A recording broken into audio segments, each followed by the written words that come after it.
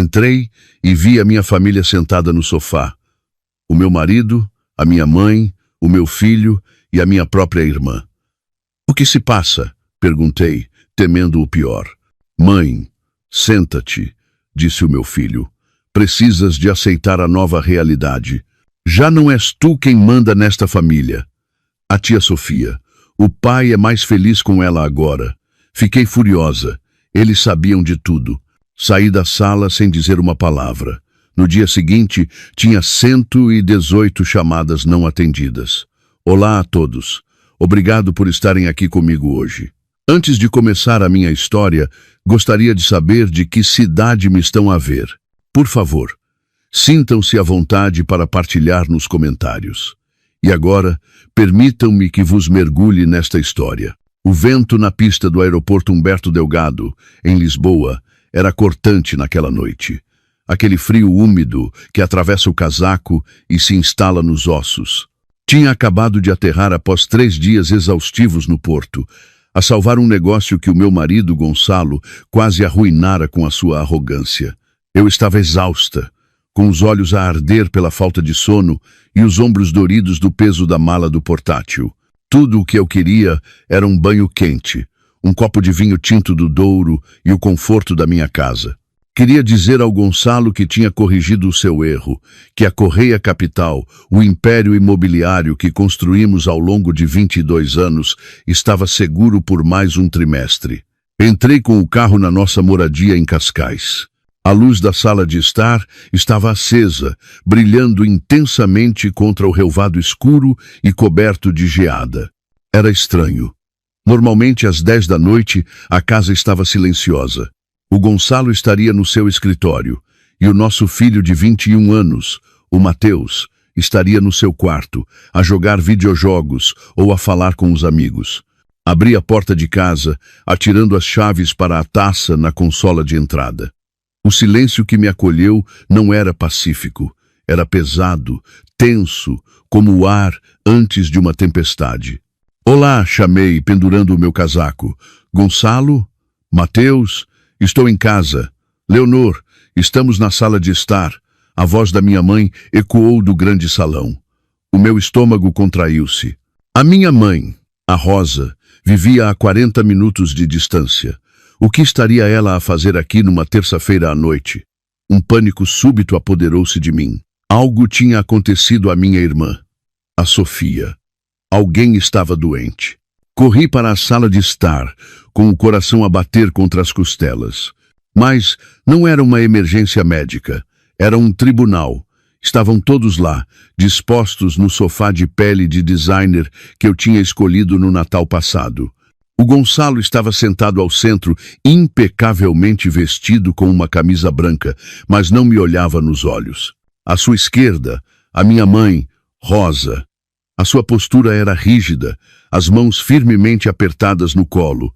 À sua direita, a Sofia, a minha irmã mais nova, e na poltrona ao lado, o meu filho, Mateus.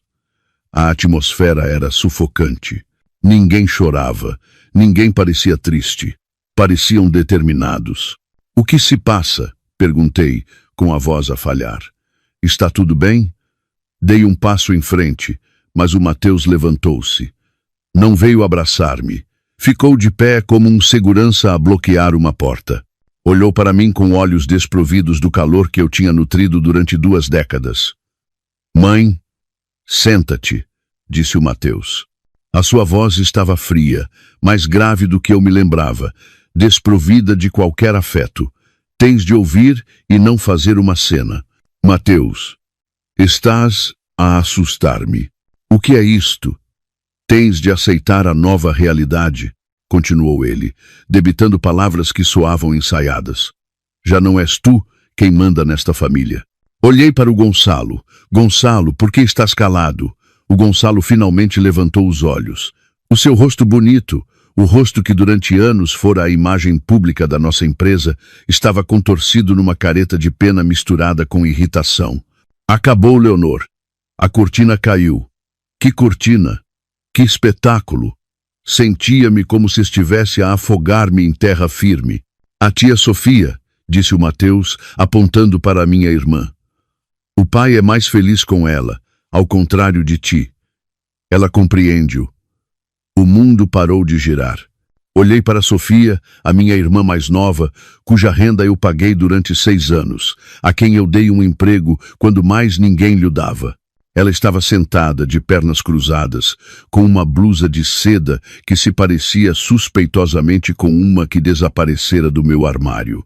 E então eu vi. A mão do Gonçalo repousava casualmente, possessivamente, sobre o joelho da Sofia. Não queríamos que soubesses por outras pessoas, interveio a minha mãe, Rosa. A sua voz não pedia desculpa, era um sermão, queríamos fazer isto em família. Leonor, tens de ser realista.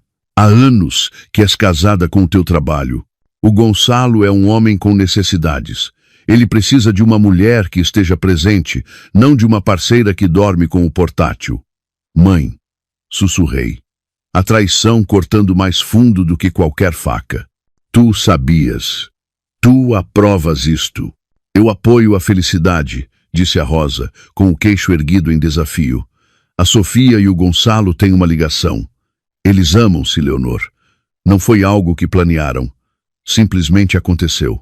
Não os podes castigar por se terem apaixonado. Olhei para a Sofia. Ela deu-me um pequeno sorriso triunfante, pôs uma madeixa de cabelo atrás da orelha e baixou os olhos. No seu dedo, a brilhar sob a luz dos focos embutidos, estava um anel de diamantes. Não era um anel novo, era o meu anel.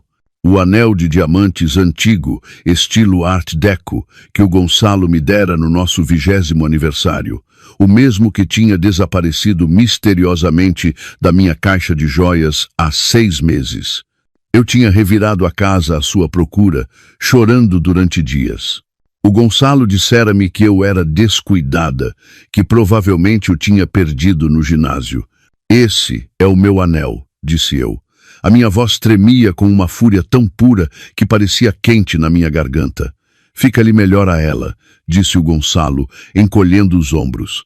Em ti era um desperdício. Tu nunca usas joias de qualquer maneira. Queremos que te mudes, disse o Mateus, quebrando o silêncio novamente. O pai vai ficar com a casa. Eu vou ficar aqui. Será melhor se saíres. Crias demasiada tensão. O meu filho, o meu bebê, de quem eu cuidara durante as febres, cujas propinas da universidade eu pagara trabalhando 80 horas por semana, estava a expulsar-me da casa que eu construí. Tu escolhes isto? Perguntei ao Mateus, as lágrimas finalmente a picarem-me os olhos. Escolhes a mulher que dorme com o teu pai nas minhas costas? Essa é a tua tia, Mateus. Ela já não é só minha tia, cuspiu o Mateus. Ela é a única que realmente me ouve. Tu só me atiras dinheiro e dizes para eu estudar. O pai e a Sofia tratam-me como um adulto. Olhei para os 4. O meu marido, a minha irmã, a minha mãe, o meu filho. Os 4 pilares da minha vida. E cada um deles estava podre. Eles não estavam apenas a partir-me o coração, estavam a desmantelar a minha existência com uma crueldade que me tirava o fôlego. Senti uma onda de náusea, mas engolia. Não lhes daria a satisfação de me verem desmoronar. Não iria gritar, não iria implorar. Endireitei as costas. Olhei para o Gonçalo, fixando o seu olhar até ele se encolher e desviar o olhar. Acham que ganharam? Disse eu. A minha voz era baixa, mas mortalmente firme. Acham que podem reescrever a história só porque estão aborrecidos e são egoístas? Não faças uma cena, Leonor, disse a Sofia, a sua voz enjoativamente doce. Vamos ser maduros em relação a este divórcio. Divórcio? Soltei uma gargalhada curta e seca. Oh, vocês não fazem a mínima ideia do que está para vir. Não nos ameaces, rosnou o Gonçalo, recuperando a sua arrogância. Já falei com os advogados. Estás fora do jogo. O acordo pré-nupcial, os estatutos da empresa, tenho tudo controlado. Sai por essa porta, Leonor. Se ficares, chamo a segurança para te remover da minha propriedade. Tua propriedade. Olhei em volta da sala. Eu escolhi cada azulejo desta casa. Eu paguei por cada tijolo. E agora estás a invadir propriedade privada, disse o Mateus. Foi o fim, a ruptura final. Olhei para o meu filho uma última vez, memorizando o rosto do estranho em que ele se tornara. Está bem, disse eu. Virei-me. Não peguei no meu casaco do cabide. Não peguei nas minhas chaves da taça. Tinha um conjunto suplente no meu bolso. Fui para a porta. Onde vais? Gritou a Rosa. Havia uma nota de alarme súbito na sua voz. Leonor, precisamos de discutir o acordo. O Gonçalo tem uma proposta generosa se assinares esta noite. Não respondi. Abri a pesada porta de carvalho e saí para a noite gelada de Cascais. O vento atingiu-me o rosto, secando as lágrimas antes que pudessem cair. Entrei no carro. O motor ganhou vida no silêncio da entrada. Ao fazer marcha atrás, vi-os à janela. Já estavam a servir champanhe. Estavam a celebrar a minha eliminação. Conduzi para a escuridão, com as mãos a apertar o volante com tanta força que os nós dos dedos ficaram brancos. Não sabia para onde ia, mas sabia uma coisa com certeza. A Leonor que eles conheciam, a capacho, a provedora, a que consertava tudo, tinha morrido naquela sala de estar. E a mulher que se afastava era alguém de quem eles deviam ter muito, muito medo. Se estão a ouvir isto e estão tão furiosos como eu estava naquele momento, por favor, cliquem no gosto e escrevam 1 nos comentários. Façam-me saber que estão comigo. O vosso apoio diz-me que não estou sozinha nesta luta. Escrevam 1 agora, porque, acreditem, o que eles fizeram a seguir faz esta traição parecer apenas o aquecimento. Conduzi durante 1 hora. As luzes de Lisboa fundiam-se em riscos vermelhos e dourados no para-brisas. A minha mente era uma tempestade caótica de imagens. O sorriso de lado da Sofia, o anel no seu dedo, o olhar frio do Mateus. Mas, por baixo do choque, um instinto primitivo estava a ativar-se. Sobrevivência. Precisava de gasolina. A luz de reserva estava a piscar desde que saí do aeroporto, mas estava com demasiada pressa para chegar a casa para parar. Agora, num troço deserto da A5, entrei numa estação de serviço 24 horas. As minhas mãos tremiam enquanto saía para o frio cortante. Inseri o meu cartão de crédito Platina, ligado à nossa conta conjunta, o que usava para tudo, desde as compras de supermercado a jantares de negócios, no terminal, a processar. O ecrã piscou e depois, em letras vermelhas, recusado, contacte o operador. Franzi o sobrolho. Era impossível. O limite de crédito naquele cartão era de 5.000 euros e eu tinha pago o saldo na totalidade há 3 dias. Tentei novamente. Recusado. Um nó frio formou-se no meu estômago, mais pesado do que a traição que acabara de sofrer. Vasculhei a minha mala e tirei o meu cartão de débito pessoal, ligado à minha conta à ordem, onde o meu salário era depositado. Entrei na loja da estação de serviço. O empregado, um adolescente aborrecido com auscultadores ao pescoço, nem levantou a cabeça quando pousei uma garrafa de água e um pacote de pastilhas elásticas no balcão. Passei o cartão de débito. Não passa, murmurou ele, a mastigar pastilha. Tente outra vez, disse eu com a voz tensa. Tem dinheiro? Ele suspirou e passou o cartão novamente. Recusado, senhora. Fundos insuficientes ou cartão bloqueado. Tem dinheiro vivo? Fiquei paralisada sob a luz forte das lâmpadas fluorescentes. A minha aplicação do banco. Tinha de verificar a aplicação. Os meus dedos mexeram desajeitadamente no telemóvel enquanto fazia o login. Acesso negado. Erro de autenticação do utilizador. Por favor, contacte a sua agência. Tentei aceder à conta da empresa. Acesso negado. Tentei aceder à conta poupança conjunta. Acesso negado. O Gonçalo não me tinha apenas expulsado de casa. Ele tinha acionado o interruptor de corte financeiro. Ele tinha planeado isto. Não se pode bloquear instantaneamente o acesso de um cotitular a contas empresariais e pessoais, a menos que se tenha preparado o terreno no banco, alegando falsamente fraude ou alterando os privilégios administrativos dias antes. Ele queria-me sem um tostão. Queria-me encalhada no meio da noite sem recursos, para que eu me arrastasse de volta e assinasse aquela proposta generosa que a Rosa mencionara. Vasculhei a minha mala, passando pelos plásticos inúteis até a um pequeno bolso com fecho no fundo. Encontrei 2 notas amachucadas de 20 euros e um punhado de moedas. 50 euros. Era esse o meu patrimônio líquido naquele momento. Paguei 20 euros de gasolina e a água com dinheiro. Voltei para o carro, a tremer não só de frio, mas com a terrível constatação da minha vulnerabilidade. Não podia ir para um hotel. Não tinha um cartão de crédito para a calção. Não podia ir para a casa da minha mãe. Não podia ir para a casa da Sofia. Conduzi até encontrar uma residencial de beira de estrada com um letreiro de néon a piscar. Vagas. Era o tipo de lugar onde os camionistas dormem por algumas horas. Um lugar onde os lençóis cheiram a fumo velho e arrependimento. Pagamento adiantado, disse o recepcionista noturno através do vidro reforçado. 40 euros por noite. Entreguei-lhe 2 das minhas notas de 20. Ele passou uma chave através de um tabuleiro. Eu arrastei as minhas malas para o quarto 12. O quarto estava gelado. O aquecedor fazia um barulho metálico e cuspia ar com cheiro a pó queimado. Sentei-me na beira do colchão afundado, ainda no meu caro fato de trabalho, enrolada no meu casaco. Olhei para o meu telemóvel. O ecrã brilhava com notificações. Nenhuma desculpa, nenhum por favor, volta.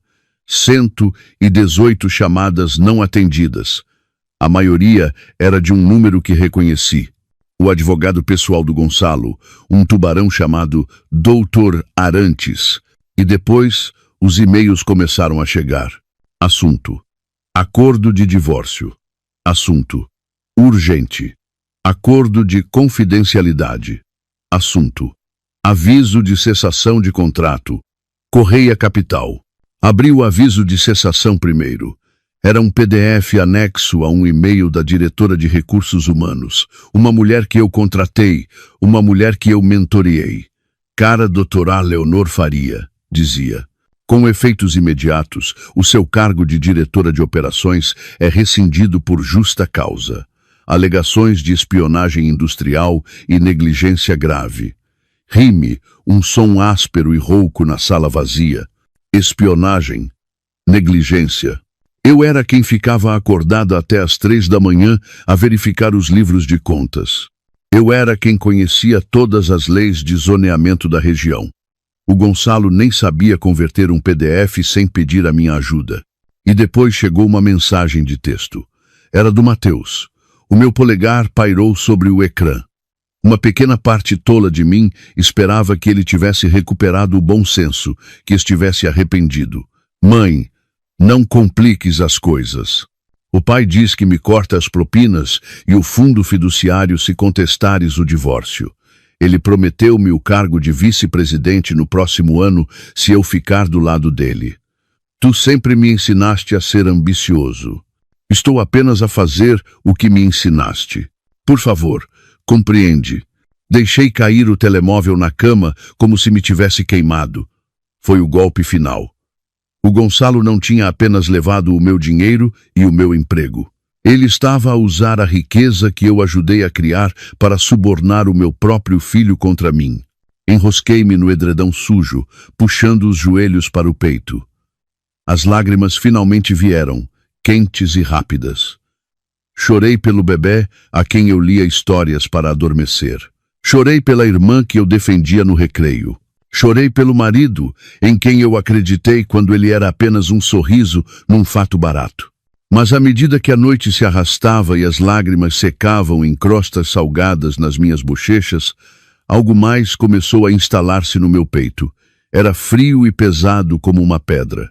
Eles pensavam que me tinham apagado. Pensavam que, ao levar os meus cartões de crédito e as minhas palavras passe, tinham levado o meu poder. Esqueceram-se de uma coisa. Esqueceram-se de quem construiu o castelo onde eles estavam sentados. Esqueceram-se de quem projetou os sistemas de segurança, quem redigiu os contratos e quem sabia onde todos os esqueletos estavam enterrados. O Gonçalo pensava que a Correia Capital se baseava no seu charme. Ele estava prestes a descobrir que se baseava no meu cérebro. E embora ele pudesse ter roubado as chaves da porta da frente, esqueceu-se de que o arquiteto deixa sempre uma porta das traseiras. Olhei para a mancha de umidade no teto, à espera que o sol nascesse. Eu já não era a Leonor, a esposa. Já não era a Leonor, a mãe. Eu era a Leonor, a arquiteta. E estava prestes a deitar esta casa inteira abaixo. O sono naquele quarto de motel era impossível. O ruído do trânsito na autoestrada era um zumbido constante, mas era o ruído na minha cabeça que me mantinha acordada. Memórias nítidas e irregulares passavam em loop. Para entender como acabei num colchão sujo com 20 euros no bolso, tive de recuar. Tive de olhar para as fundações da minha vida e perceber que estavam rachadas desde o início. Cresci numa pequena cidade no Alentejo, a mais velha de 2 filhas. O meu pai morreu quando eu tinha 7 anos, deixando a minha mãe, Rosa, a criar-nos sozinha. A sua morte partiu algo nela, ou talvez apenas tenha revelado quem ela realmente era. Ela era uma mulher que precisava de ser adorada, de ser o centro das atenções, e projetou essa necessidade nas suas filhas, ou melhor, numa delas. A Sofia nasceu bonita, mesmo quando era bebé. Tinha caracóis dourados e grandes olhos azuis que faziam os estranhos pararem na rua. Eu era simples, com cabelo castanho, olhos sérios, robusta. Eu era a responsável. A Sofia era a princesa. Lembro-me do dia em que fiz 18 anos. Tinha acabado de receber a minha carta de aceitação da nova School of Business and Economics e uma bolsa parcial. Era o meu bilhete de saída. Tinha trabalhado em 3 empregos a tempo parcial durante todo o secundário, a dar explicações, a servir à mesa, a arrumar livros na biblioteca para poupar para o resto das propinas. Corri para a cozinha, a agitar a carta. Mãe, eu entrei. A Rosa estava sentada à mesa, a pintar as unhas da Sofia. A Sofia tinha 12 anos na altura. Já era exigente e temperamental. Isso é bom, Leonor, disse a minha mãe, sem levantar a cabeça. Mas fala mais baixo. A Sofia está com dor de cabeça. Mas, mãe, é a nova SBE. É um curso de gestão. A Rosa suspirou, finalmente olhando para mim. Os seus olhos não estavam cheios de orgulho. Estavam a calcular. Leonor, querida, precisamos de falar sobre esse dinheiro que poupaste. O meu fundo para a universidade. Bem, a Sofia foi descoberta. Há um concurso de modelos no Algarve no próximo mês. Pode ser a grande oportunidade dela, mas as taxas, a viagem, o portfólio, é caro. O meu coração afundou-se. Mãe, esse é o meu dinheiro para as propinas. Eu ganhei-o. És tão egoísta, Leonor, interveio a Sofia, soprando para as unhas molhadas. Não queres que eu seja famosa? Eu compro-te um carro quando for rica, Leonor, disse a minha mãe. A sua voz adquiriu aquele tom, o que misturava culpa com ordem. Tu és forte, és inteligente, vais sempre encontrar uma maneira. Podes trabalhar mais 1 ano, tirar um curso noturno. Mas a Sofia, ela é frágil. Este é o sonho dela. Não queres destruir o sonho da tua irmã, pois não? As famílias sacrificam-se umas pelas outras. Dei-lhes o dinheiro. Claro que dei. Fui condicionada durante 18 anos a acreditar que o meu valor residia inteiramente no que eu podia fornecer. Eu era o cavalo de carga, a mula, a que resolvia os problemas. A Sofia era a menina de ouro, a estrela, a que merecia brilhar. A Sofia foi para o Algarve, não conseguiu o contrato, gastou o dinheiro em roupas e parques temáticos. Passei o ano seguinte a trabalhar turnos duplos num restaurante para ganhar aquele dinheiro de volta. Comecei a universidade um ano mais tarde, exausta, mas determinada. Esta dinâmica nunca mudou. Apenas evoluiu. Quando me formei com distinção, a minha mãe não foi à cerimônia de graduação porque a Sofia estava a ter uma crise de ansiedade por causa do fim de um namoro de 2 semanas. Subi ao palco sozinha. Quando consegui a minha primeira grande promoção numa consultora financeira, a minha mãe disse: "Isso é ótimo, querida. Ouve, podes emprestar 1.000 euros à Sofia, o senhorio dela é um horror." Eu paguei a renda da Sofia. Paguei os arranjos do carro dela. Paguei pelas aulas de representação que ela nunca frequentou. Comprei um apartamento à minha mãe para que ela não tivesse de se preocupar com escadas. Pensei que estava a comprar o amor deles. Pensei que se eu desse o suficiente, trabalhasse o suficiente, resolvesse problemas o suficiente, eles finalmente olhariam para mim da mesma forma que olhavam para a Sofia. Pensei que um dia a minha mãe olharia para o meu rosto e diria: "Estou tão orgulhosa de ti. Estou tão orgulhosa de ti, Leonor. És a minha alegria." Mas eu nunca fui a sua alegria. Eu era a sua conta da eletricidade. Eu era a sua rede de segurança. E depois conheci o Gonçalo. Ele era charmoso, ambicioso e parecia ver-me. Dizia-me que eu era brilhante. Dizia-me que eu era bonita. Eu não percebi na altura que ele tinha o mesmo olhar calculista da minha mãe. Ele não viu uma alma gêmea. Ele viu um anfitrião. Ele viu uma mulher condicionada a dar tudo e a não pedir nada em troca. Ele encaixou-se perfeitamente no buraco no meu coração que a minha mãe e a minha irmã tinham escavado. Casei com ele pensando que estava a construir uma nova família, uma família melhor. Deitada no quarto de motel escuro, a revelação atingiu-me com a força de um golpe físico.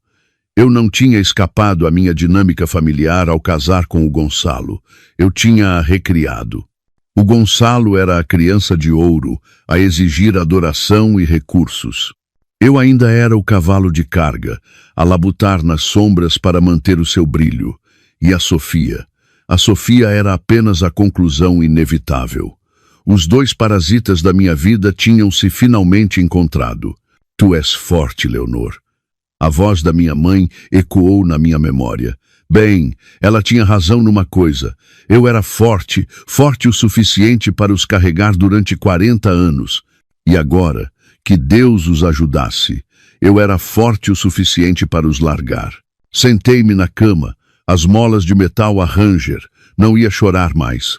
A tristeza tinha desaparecido, substituída por uma clareza fria e clínica. Eles queriam a Sofia frágil. Queriam o Gonçalo sonhador. Ótimo. Podiam ter-se um ao outro, mas não podiam ter o meu dinheiro. Não podiam ter a minha empresa. Peguei na minha mala do portátil. Estava na hora de deixar de ser a filha sacrificada. Estava na hora de me tornar a CEO que liquida ativos tóxicos. O sol da manhã espreitava pelas cortinas sujas do quarto de motel, projetando longas sombras poeirentas no chão. Abri o meu portátil. Felizmente, tinha um router Wi-Fi portátil na minha mala, um hábito desenvolvido ao longo de anos de viagens de negócios. O Gonçalo não podia desligar um dispositivo que não sabia que existia. Ainda não tentei aceder às contas bancárias. Sabia que essas portas estavam firmemente fechadas. Em vez disso, abri um ficheiro chamado CC, Raiz. Para entender como eu ia destruir o Gonçalo, é preciso entender como o criei. Conheci o Gonçalo há 22 anos num evento de networking imobiliário no centro de Lisboa. Ele tinha 29 anos, usava um fato que não lhe assentava bem, segurava um copo de vinho barato e entretinha um grupo de investidores. Ele era elétrico. Tinha um sorriso que podia vender gelo a um esquimó, uma gargalhada que te fazia sentir a pessoa mais engraçada do mundo. Eu tinha 25 anos, uma analista júnior numa das grandes consultoras, parada a um canto a agarrar a minha pasta de pesquisa de mercado. Observei-o a mover-se pela sala. Ele era carismático, sim, mas eu conseguia ouvir o que ele dizia. Usava jargão, fazia promessas de retorno que eram matematicamente impossíveis. Ele abordou-me junto à mesa do buffet. Parece que está... A analisar a integridade estrutural das espetadas de camarão, brincou ele. Não, sorri eu. Estou a analisar a sua apresentação para aqueles investidores. Está a prometer um retorno de 15% numa propriedade num bairro deprimido. Vai fazê-los perder dinheiro. Ele piscou os olhos, surpreendido, e depois riu. Ok, apanhou-me. Sou um homem de grandes ideias, não de números. Preciso de alguém que perceba das coisas aborrecidas. As coisas aborrecidas são o que o impede de ir para a prisão, disse eu, secamente. Ele apaixonou-se por mim, ou pelo menos pelo que eu podia fazer por ele, ali mesmo. 6 meses depois, estávamos casados. 1 ano depois, fundamos a Correia Capital. A divisão do trabalho foi estabelecida imediatamente. O Gonçalo era o rosto, o CEO. Ele fazia as reuniões com os clientes, jogava golfe com os promotores e dava entrevistas ao Expresso e à Forbes. Ele adorava os holofotes, adorava o título. Eu era a arquiteta. Eu era a diretora de operações, mas na realidade, eu era tudo o resto. Eu procurava as propriedades, negociava os empréstimos, geria os empreiteiros, lutava com a Câmara Municipal pelas licenças de urbanismo, tratava dos impostos, dos salários e da conformidade legal. O nosso primeiro grande projeto esteve à beira do desastre. O Gonçalo comprou um armazém em ruínas em Marvila, convencido de que seria o próximo grande projeto de lofts. Pagou €500.000 a mais. O empreiteiro que ele contratou fugiu com um adiantamento. Estávamos prestes a ir à falência antes de vendermos um único apartamento. Lembro-me de estar sentada à nossa mesa da cozinha, grávida do Mateus, a olhar para os números a vermelho nos livros de contas. O Gonçalo andava de um lado para o outro, a suar, em pânico. Estamos arruinados, Leonor. A minha reputação está destruída. Vão processar-me. Senta-te, ordenei. Peguei nas joias da minha avó, a única herança que tinha, a salvo da minha mãe e da Sofia, e vendi-as. Liquidei o meu fundo de pensão. Renegociei os termos com o banco, apresentando um plano de negócios tão detalhado, tão à prova de bala, que o gerente da agência disse que era o melhor que já tinha visto. Despedi o amigo do Gonçalo, que era o gestor do projeto, e assumi eu mesma a supervisão da construção, a andar pelas obras com um capacete e uma barriga de 6 meses. Terminamos o projeto. Vendemos tudo em 3 semanas. O Gonçalo foi aclamado como um visionário na imprensa de negócios. A manchete dizia: Gonçalo Correia, o novo rei dos lofts. Ele trouxe a revista para casa, radiante. Vê isto, querida. Conseguimos. Ele nunca me mencionou na entrevista. Quando o apontei gentilmente, ele beijou-me na testa. Querida, tu sabes como é a imprensa. Eles gostam de uma história simples. Além disso, tu detestas os holofotes. És a minha arma secreta, a minha eminência parda. Eu aceitei. Dizia a mim mesma que era pela família. Dizia a mim mesma que, enquanto a empresa prosperasse, não importava de quem era o rosto na capa. Fui uma tola durante 20 anos. Eu construí o palco, montei as luzes e escrevi o guião. O Gonçalo apenas subia para receber os aplausos. A empresa cresceu.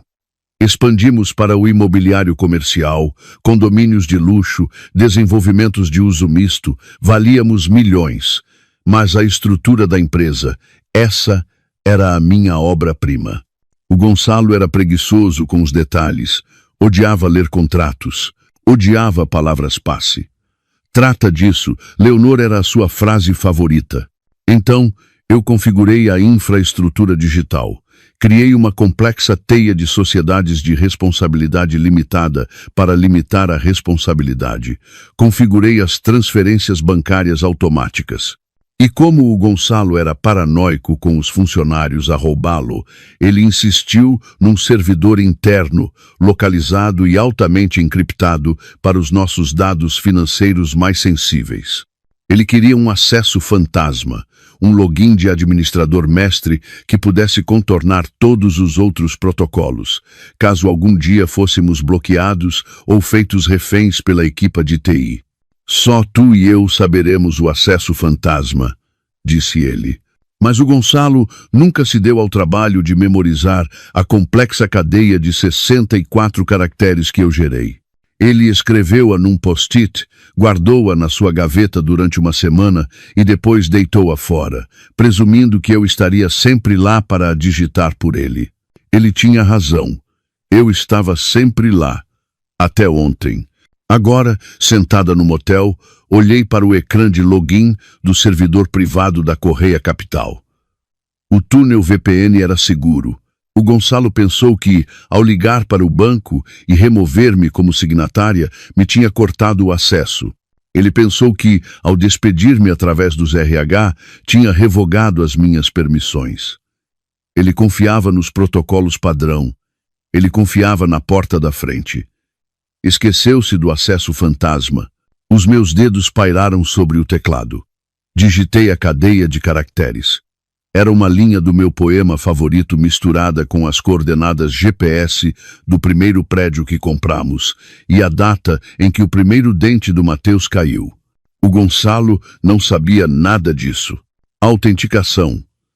Acesso concedido. Nível de administrador. O ecrã encheu-se de dados.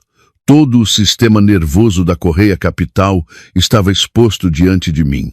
E-mails, transferências bancárias, registros contabilísticos, declarações fiscais, correspondência privada. Eu não estava a olhar apenas para uma empresa. Estava a olhar para a cena do crime do meu casamento. Comecei a descarregar. Não queria alguns ficheiros, queria tudo. Todos os e-mails que o Gonçalo enviou nos últimos 5 anos, todos os relatórios de despesas, todas as transferências bancárias para Chipre ou para a Suíça. E foi então que vi uma pasta chamada Projeto S. Não era um projeto de construção. O S era de Sofia. Abri a pasta e o meu sangue gelou. Não era apenas um caso amoroso, era um desfalque em grande escala. Datas, quantias, recibos. 12 de janeiro. Transferência de 5.000 euros para a Sofia Consultoria. O nome de solteira da Sofia. 14 de fevereiro. 10.000 euros para a Tiffany. Co. 1 de março. 4.000 euros para o aluguer mensal de uma suíte de luxo no Hotel Ritz Four Seasons. Ele estava a sustentar a Sofia como amante com o dinheiro da empresa há 3 anos. Mas ia mais fundo. Vi transferências para uma empresa de fachada que não reconheci, Orion Holdings Group. O signatário na Orion não era o Gonçalo, era a Sofia. E os ativos a serem transferidos para a Orion não eram apenas dinheiro, eram títulos de propriedade. O Gonçalo estava a transferir lentamente os títulos das nossas propriedades mais valiosas e sem hipotecas para uma empresa detida pela minha irmã. Ele estava a esvaziar a Correia Capital, preparando-se para me deixar com uma casca vazia, enquanto ele e a Sofia fugiam com os ativos. Senti-me doente. Não era apenas uma substituição como esposa, era um grande roubo. Mas enquanto percorria os documentos, um sorriso frio tocou os meus lábios. O Gonçalo era um ator, não um arquiteto. Ele não compreendia os documentos que assinava. Na sua arrogância e na ganância da Sofia, eles cometeram erros de amador, descuidados. Eles tinham falsificado a minha assinatura nos documentos de transferência de propriedade. Eu podia vê-lo nos PDFs, uma cópia digital grosseira da minha assinatura de outro documento. E no contrato social da Orion Holdings Group, a Sofia tinha listado a sua morada permanente. Era a minha morada, a casa pela qual eu pagava. Apanhei-os em flagrante, mas não podia atacar agora. Se eu fosse a polícia agora, o Gonçalo alegaria que foi um erro administrativo. Ele pagaria uma multa e enterrar-me-ia em litígios durante anos.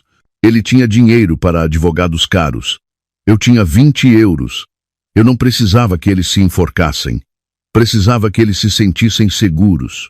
Precisava que eles pensassem que eu estava derrotada, falida e escondida num buraco. Fechei o portátil. Tinha os projetos da sua destruição. Agora, só precisava de construir a armadilha.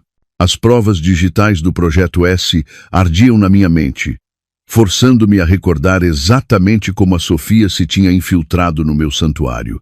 Começou há 5 anos, quando a Correia Capital estava a prosperar e eu baixei a guarda. A Sofia tinha acabado de passar pelo seu 3º divórcio.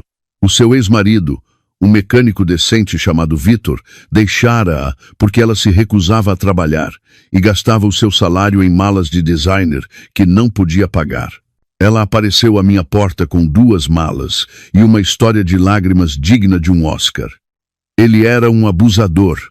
Leonor, soluçou ela, atirando-se para o meu pescoço. Mais tarde, descobri que abusador significava que ele tinha cancelado o cartão de crédito DEI. Não tenho para onde ir. A mãe disse que tu me ajudarias. A Rosa ligou-me 10 minutos depois.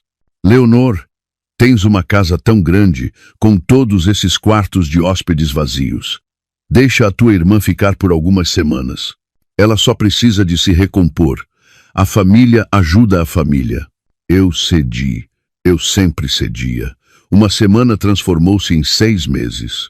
A Sofia passava os dias junto à minha piscina, a beber o meu vinho e a criticar os meus jardineiros. O Gonçalo, na altura, parecia irritado com a sua presença. Ela é uma sanguessuga, Leonor, queixava-se ele. Trata a nossa casa como um hotel. Eu defendia-a. Ela está a sofrer, Gonçalo. Dá-lhe tempo. Depois veio o pedido. Preciso de um emprego, anunciou a Sofia num jantar. Estou aborrecida. Quero trabalhar para vocês. Eu quase me engasguei. Sofia, nós gerimos uma empresa de imobiliário comercial. É de alta pressão. Que competências tens para isso?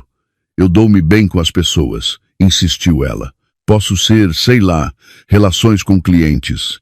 Posso organizar festas. Posso falar com investidores. Vocês, os dois, são tão sérios. Precisam de alguém divertido. Não, disse eu. Foi uma das poucas vezes que me mantive firme, mas a Rosa interveio. Conduziu 40 minutos para tomar um café comigo. Leonor, esta é a oportunidade da Sofia para se tornar responsável. Se não lhe deres um emprego, ela vai afundar-se. Queres que ela viva no teu sofá para sempre? Dá-lhe um salário, ajuda a mudar-se. O Gonçalo acha que é uma boa ideia, acrescentou ela suavemente. Eu pisquei os olhos. O Gonçalo? Falei com ele. A Rosa disse que ele acha que a Sofia podia ajudar a suavizar a imagem da empresa. Sabes, tu podes ser um pouco intensa, querida. Perguntei ao Gonçalo. Queres contratar a Sofia? O Gonçalo encolheu os ombros a ajustar a gravata. A tua mãe tem razão. Precisamos de alguém para tratar do lado social, das galas, dos eventos de caridade. Tu detestas isso. Deixa-a fazer. Paga-lhe um salário de assistente, tira-a de casa. Todos ganhamos. E assim o fiz. Criei o cargo de diretora de eventos especiais. No início parecia funcionar. A Sofia mudou-se para um apartamento que eu subsidiava e organizou a festa de Natal da empresa. Foi extravagante, acima do orçamento, mas um sucesso. Depois, as mudanças subtis começaram. A Sofia começou a vir ao escritório todos os dias, vestida não com fatos de trabalho, mas com vestidos justos que roçavam o inapropriado. Passava horas no escritório do Gonçalo a discutir a logística dos eventos. Eu passava e ouvia-os a rir. Sempre que eu entrava na sala, eles calavam-se. Qual é a piada? Perguntava eu, sentindo uma pontada de inquietação. Só uma piada sobre um cliente, dizia a Sofia, com aquele sorriso açucarado. Tu não ias perceber, Leonor. É uma piada interna. Ela começou a juntar-se a nós em almoços de negócios. Depois, começou a substituir-me neles. Leonor, fica e termina as projeções trimestrais, dizia o Gonçalo. Eu e a Sofia levamos os promotores àquele restaurante de carnes. Sabes que detestas conversa de circunstância. E eu detestava mesmo conversa de circunstância. Adorava o trabalho. Por isso deixava-os ir. Ficava no escritório, a comer uma salada na minha secretária, a fazer contas, a garantir que as nossas margens de lucro estavam seguras. Enquanto o meu marido e a minha irmã bebiam martinis e riam à minha custa. Notei uma mudança no Gonçalo. Começou a vestir-se de forma mais jovem. Comprou um Porsche de que não precisava. Começou a ficar até tarde para eventos de networking. Quando expressei as minhas preocupações, a Rosa manipulou-me até ao limite.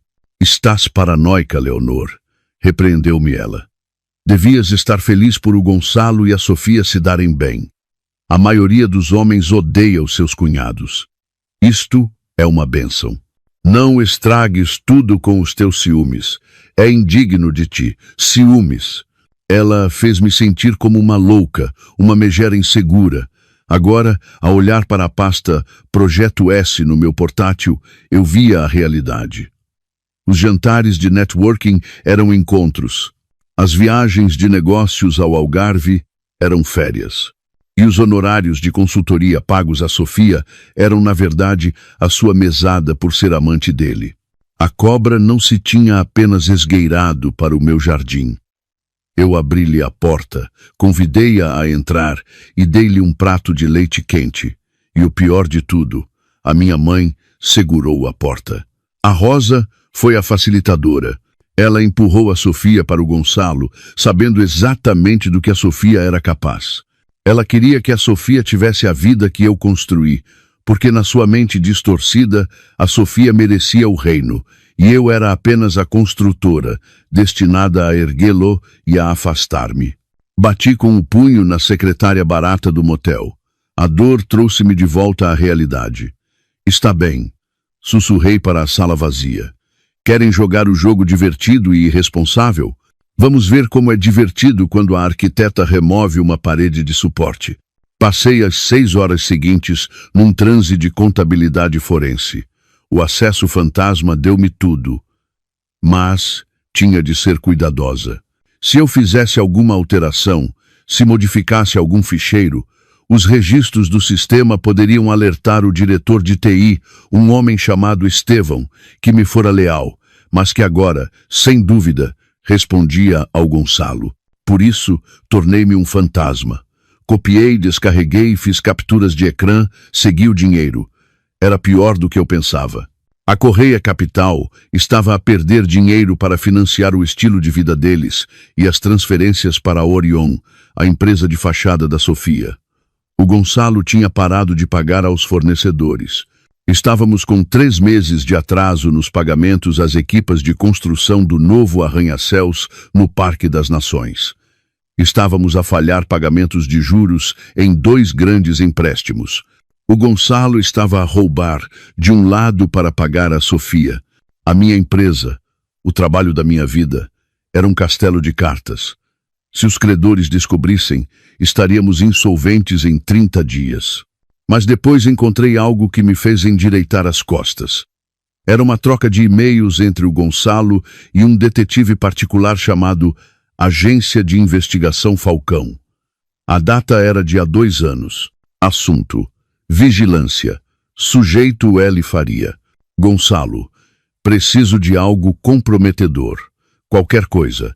Infidelidade, abuso de substâncias, instabilidade mental. Preciso de motivos para anular o acordo pré-nupcial. Falcão: senhor. Correia: seguimos-la durante 6 meses. Ela vai para o trabalho. Vai ao supermercado. Visita a mãe. Trabalha até tarde. Não há nada comprometedor. A mulher é uma santa. Gonçalo: procurem mais. Ou inventem alguma coisa. Não me posso dar ao luxo de lhe dar metade. Parei de respirar. Há 2 anos. Ele estava a planear livrar-se de mim há 2 anos. Mas não conseguia encontrar uma maneira de o fazer sem perder dinheiro. E depois, um e-mail mais recente, datado de há 1 semana. Doutor Arantes: Gonçalo, esquece o material comprometedor. Vamos pela via do colapso mental. A família dela testemunhará. A mãe e a irmã estão a bordo. Alegaremos que ela está sobrecarregada de trabalho, paranoica, incapaz de liderar. Iniciaremos um voto de não confiança no Conselho de Administração. Assim que ela sair, ativamos a cláusula de compra pela avaliação mais baixa. Rosa, posso testemunhar que ela tem andado estranha ultimamente, muito emotiva. Estou preocupada com ela. Gonçalo, temos de fazer o que é melhor para a empresa. Fiquei a olhar para o ecrã, as lágrimas de raiva atoldarem-me a visão. A minha mãe, a minha própria mãe, a conspirar para me declarar mentalmente instável, para que a sua menina de ouro pudesse roubar o meu marido e o meu dinheiro. Querem instabilidade? Murmurei. Vou dar-vos instabilidade. Cavei mais fundo. Precisava de uma alavanca. As provas de fraude eram boas, mas levariam tempo a provar em tribunal. Precisava de algo imediato, algo que aterrorizasse o Gonçalo. Encontrei-o nas declarações fiscais. No ano anterior, para garantir um grande empréstimo de um fundo de investimento privado, o Gonçalo tinha inflacionado as taxas de ocupação das nossas propriedades comerciais. Ele falsificou contratos de arrendamento. Falsificou fisicamente as assinaturas de inquilinos que não existiam. Não era apenas fraude civil, era fraude bancária, um crime federal com pena de prisão. E os documentos do empréstimo foram assinados por Gonçalo Correia, CEO. A minha assinatura não estava lá. Eu estava fora do país no funeral de uma tia naquela semana, um funeral que a Sofia faltou, e o Gonçalo disse que trataria da papelada sozinho. Ele tinha assinado a sua própria sentença de morte e nem sequer o sabia. Copiei os documentos do empréstimo, copiei os contratos de arrendamento falsos, montei um dossiê que era uma bomba nuclear. Olhei para o relógio, eram 2 da tarde. Tinha estado a trabalhar sem parar durante 12 horas. Estava faminta, não tinha tomado banho e vivia de adrenalina. Precisava de um telemóvel descartável. Não podia usar o meu. Provavelmente estavam a rastreá-lo ou a pedir os registros. Fui a uma loja de conveniência do outro lado da rua. Comprei um telemóvel pré-pago barato com dinheiro. De volta ao quarto, sentei-me na cama e olhei para o novo telemóvel. Para quem podia eu ligar? Os meus amigos? A maioria eram amigos em comum com o Gonçalo. Provavelmente ficariam do lado do charmoso Gonçalo ou permaneceriam neutros. A minha família, obviamente não. Os meus funcionários, demasiado arriscado. Precisava de alguém poderoso, alguém que odiasse o Gonçalo, alguém com recursos para travar uma guerra. Veio-me um nome à cabeça: Diogo Magalhães. Diogo era um bilionário, um magnata do imobiliário de Lisboa. Dinheiro antigo, implacável, mas com princípios. Há 3 anos, o Gonçalo tinha ultrapassado o Diogo na licitação por um prestigiado terreno no Parque das Nações. O Gonçalo ganhou ao subornar um funcionário da Câmara Municipal para alterar o zoneamento do terreno. Uma jogada a que eu me opus veementemente, mas que o Gonçalo fez nas minhas costas. O Diogo suspeitava de jogo sujo. Chamou publicamente o Gonçalo de uma revista num fato barato. O Gonçalo riu-se, mas o Diogo nunca esqueceu. Se eu fosse ter com o Diogo Magalhães com provas da fraude do Gonçalo, especialmente a fraude que custou ao Diogo aquele negócio, era um risco. O Diogo podia simplesmente rir-se de mim, podia mandar-me embora, mas ele era o único homem em Lisboa com poder suficiente para me proteger da equipa jurídica do Gonçalo. Disquei o número da Magalhães Investimentos, sabia-o de cor, tinha-o pesquisado vezes suficientes quando éramos rivais. Magalhães Investimentos, gabinete do presidente, respondeu uma voz nítida. Preciso de falar com o Sr. Magalhães imediatamente. O Sr. Magalhães está em reuniões. Posso perguntar qual é o assunto? Diga-lhe que é a Leonor Faria, disse eu. Diga-lhe que sei como o Gonçalo Correia conseguiu a licença de construção no Parque das Nações. E diga-lhe que tem os e-mails. Houve uma pausa. Um momento, por favor. 30 segundos depois, uma voz grave e rouca surgiu na linha. Dror Faria. A que devo a honra? O seu marido enviou-a para se gabar? O meu marido acabou de me despedir, esvaziou as minhas contas bancárias e instalou a amante dele na minha casa, disse eu, com a voz firme. Não estou aqui para me gabar, Sr. Magalhães. Estou aqui para o queimar até ao chão. Pensei que talvez quisesse trazer os marshmallows. Silêncio, depois uma gargalhada baixa. Estou a ouvir. Antes de me encontrar com o Diogo Magalhães, havia outra ferida que eu precisava de cauterizar. O ficheiro que eu tinha evitado na base de dados da Correia Capital. O fundo fiduciário do Mateus. O Mateus era o meu ponto fraco, o meu calcanhar de Aquiles. Eu tinha-o protegido do narcisismo do Gonçalo toda a sua vida. Quando o Gonçalo se esquecia do aniversário do Mateus, eu comprava o presente e assinava o nome do Gonçalo. Quando o Gonçalo faltava aos jogos de futebol do Mateus, eu dizia ao Mateus que o pai estava a trabalhar arduamente pelo nosso futuro. Criei-o para acreditar que o seu pai era um herói, escondendo a realidade de que o seu pai era um egoísta negligente. Agora percebia que esse tinha sido o meu maior erro. Ao proteger o Mateus da verdade, eu tinha permitido que o Gonçalo comprasse a sua lealdade com mentiras. Abri os documentos do fundo fiduciário. O Gonçalo tinha alterado recentemente os termos. Originalmente, o fundo seria pago aos 25 anos, com a condição de se formar na universidade. Os novos termos, datados de há 2 semanas. Acesso imediato a um pagamento de 100 mil euros, transferência do título de propriedade de um Porsche 911 de 2023 e uma troca de e-mails anexa. Mateus. Pai. A mãe vai passar-se se eu desistir do curso no próximo semestre. Gonçalo. A mãe não vai mandar em nada por muito mais tempo, Mateus. Ela trata-te como uma criança. Eu trato-te como um homem. Queres o carro, queres o dinheiro, só precisas de me apoiar quando chegar a hora. Vais ter de dizer aos advogados que a mãe tem andado estranha, que está instável. Mateus. Bem, ela tem andado um bocado nervosa ultimamente. Gonçalo. Exatamente. Ela está a perder o juízo. Temos de proteger a empresa. Se ficares do meu lado, faço de ti vice-presidente de aquisições no próximo ano. Não precisas de diploma. Vais aprender no trabalho, como eu. Mateus. Vice-presidente? A sério?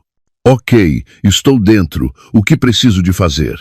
Li as palavras, e o meu coração não se partiu apenas, desfez-se em pó. Vice-presidente de aquisições. O Mateus estava a chumbar a introdução à economia. Passava os fins de semana a jogar videojogos e a dormir até ao meio-dia. Ele não era capaz de gerir uma banca de limonada, muito menos um departamento numa empresa multimilionária. O Gonçalo estava a prepará-lo para o fracasso, a afagar-lhe o ego para o usar como peão contra mim. E o Mateus, o meu doce rapaz, tinha vendido a sua mãe por um Porsche e um título que não merecia. Lembrei-me da mensagem que ele me enviou na noite anterior. O pai diz que me corta as propinas. Ele não estava preocupado com a educação, estava preocupado com o dinheiro fácil. Abri o extrato do cartão de crédito do Mateus, aquele que eu pagava. Garrafeira do Bairro Alto, 250 euros. Discoteca Lux Frágil, 500 euros. Cassino de Lisboa, 1.000 euros. Ele estava numa espiral descendente e, em vez de o educar, o Gonçalo estava a financiar a queda para comprar um aliado. Peguei no meu telemóvel descartável, hesitando. Ele era o meu filho.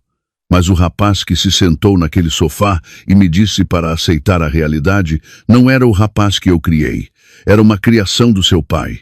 Se eu continuasse a amortecer a sua queda, ia perdê-lo para sempre para o mundo de corrupção e superficialidade do Gonçalo.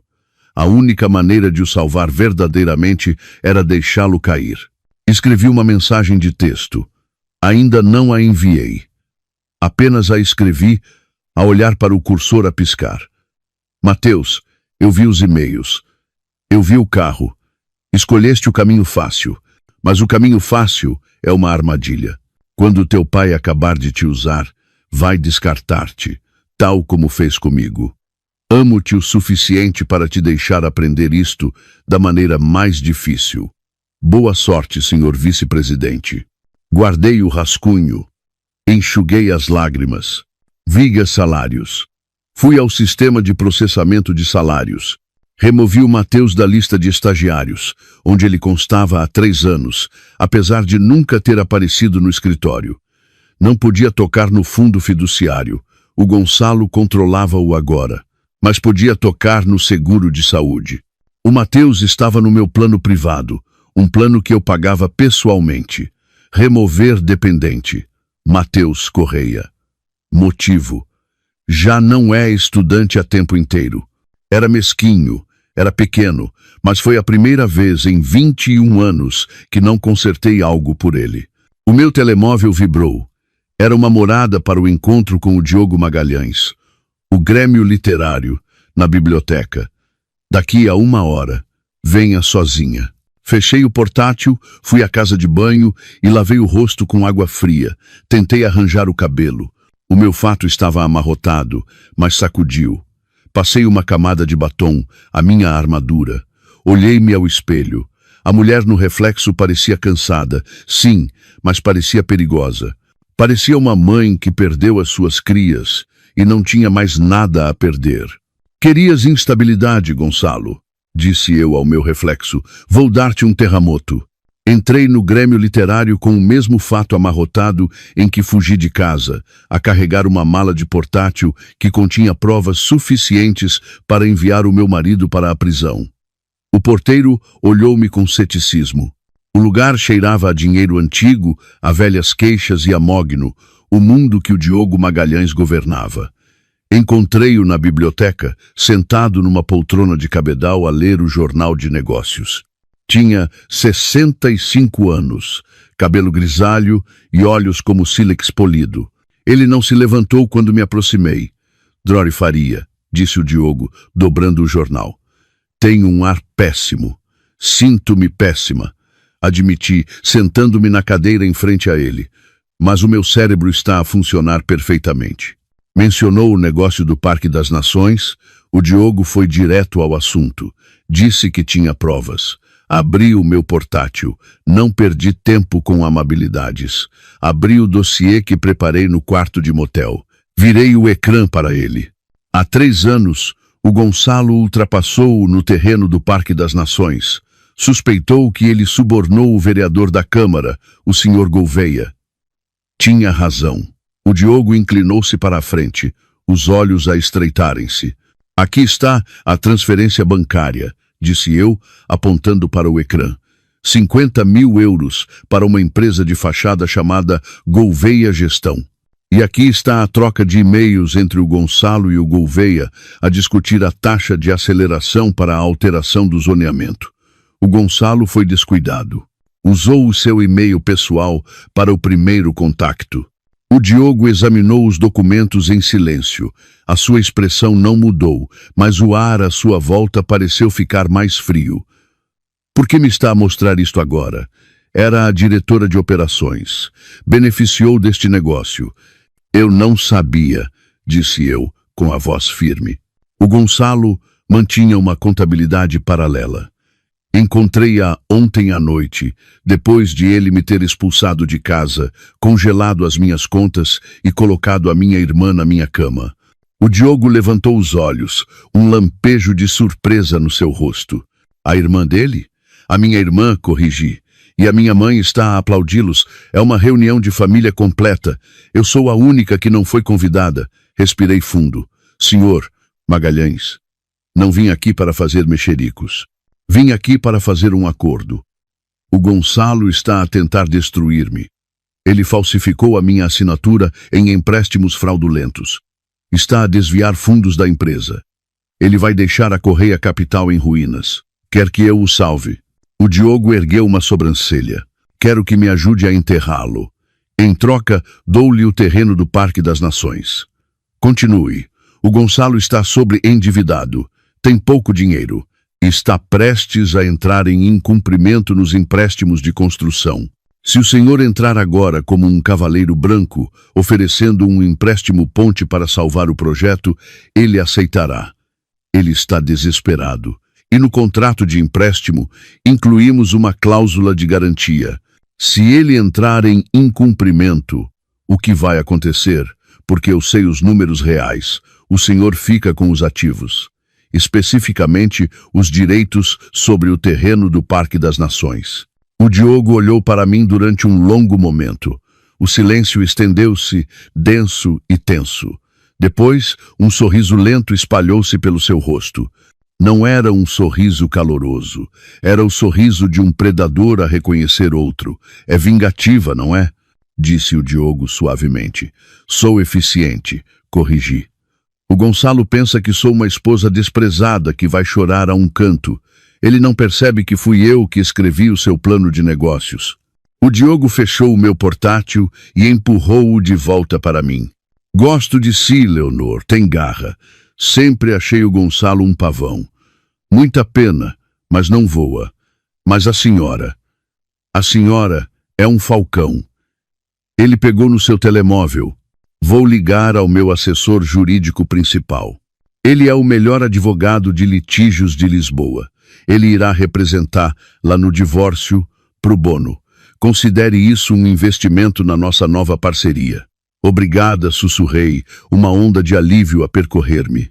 E, Leonor, acrescentou o Diogo, os seus olhos duros, não me desaponte. Se vamos fazer isto, vamos destruí-lo completamente, sem piedade, sem tréguas. Quando ele chorar, a senhora dá-lhe um lenço. Ele não vai chorar, disse eu, a pensar no sorriso de lado do Gonçalo quando pegou no meu anel. Ele vai gritar. O Diogo acenou com a cabeça. Bom, agora vamos arranjar-lhe um quarto de hotel que não cobre a hora. Não se pode planear uma guerra sem dormir. Naquela noite, dormi numa suíte no Ritz Four Seasons, paga pela Magalhães Investimentos. Tomei um banho longo, lavando a sujidade do motel da minha pele. Deitada entre os lençóis limpos e frescos, senti uma profunda mudança dentro de mim. Durante 20 anos, eu fui a que resolvia os problemas. Alisava os erros do Gonçalo, limpava a sua confusão, fazia-o parecer bem. Eu era a cola invisível que mantinha tudo unido. Agora eu ia ser o solvente. Ia dissolver tudo o que ele pensava que era seu. Peguei no meu telemóvel descartável e enviei ao Diogo uma mensagem de uma palavra. Pronta. 3 dias depois, a armadilha estava montada. O advogado do Diogo, um homem assustadoramente calmo chamado Doutor Vasques, redigiu o acordo de divórcio. Era uma obra-prima de engano legal. A superfície parecia uma capitulação total. Propunha que o Gonçalo ficasse com a casa da família, que o Gonçalo mantivesse a posse total da Correia Capital. A Leonor receberia um pagamento único de 500, 0 euros, uma fração do que me era devido. A Leonor renunciaria a todas as reivindicações de pensão de alimentos futura. Parecia que eu estava a desistir. Parecia que eu estava quebrada, desesperada por dinheiro e apenas a querer fugir. O Gonçalo ia adorar. Afagava perfeitamente o seu ego. Mas enterrada no documento de 60 páginas, na secção 14, subseção B, cláusula 4, estava a pílula de veneno.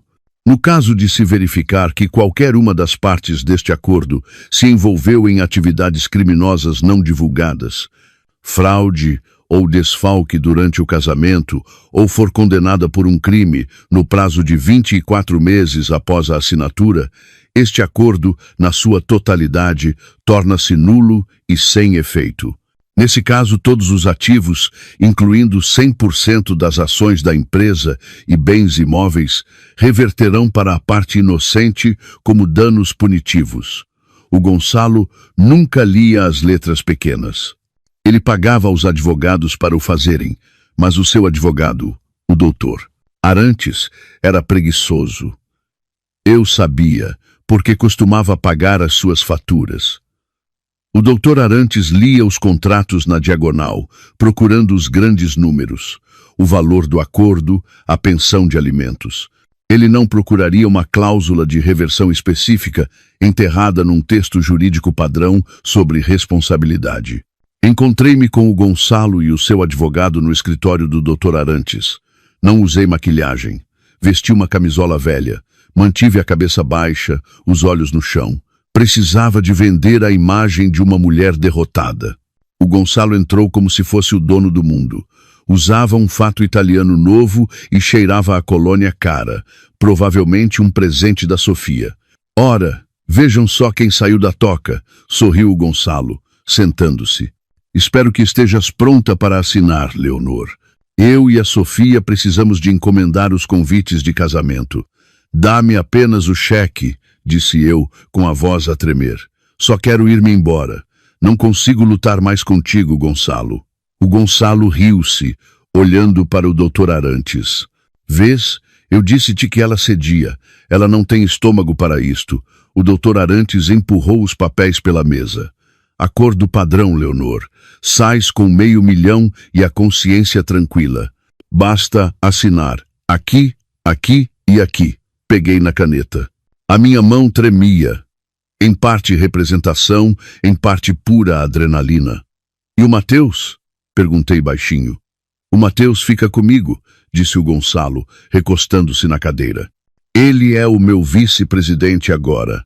Vamos construir um império juntos. Senti uma pontada aguda no peito, mas engolia. Está bem. Toma conta dele. Assina a porra dos papéis, Leonor. Assinei o meu nome na linha que parecia assinar a minha renúncia a 20 anos de trabalho árduo. Depois o Gonçalo assinou. Fê-lo com um floreado, um grande e arrogante G. Feito, disse o doutor Arantes, fechando a pasta. O cheque será transferido para a sua conta amanhã. O Gonçalo levantou-se e abotoou o casaco. Sorriu-me com um ar de superioridade que me deu um arrepio na espinha. Sabes, Leonor, devias agradecer-me.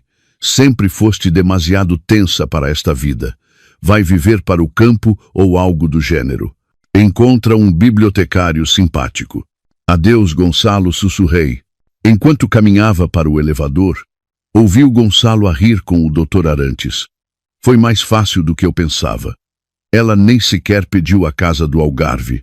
As portas do elevador fecharam-se, cortando a sua gargalhada.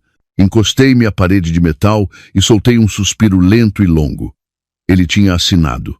A pílula de veneno estava ativada. Agora, tudo o que eu precisava de fazer era provar a fraude. E eu já tinha as provas. Só precisava do palco certo para as apresentar. E que palco melhor do que um casamento? O Gonçalo e a Sofia anunciaram a data. Seria, em 3 semanas, um casamento relâmpago, como lhe chamaram. Queriam legitimar a sua relação antes do início da temporada de galas da primavera. 3 semanas. Era o meu prazo. Saí do prédio e entrei no carro com o motorista do Diogo.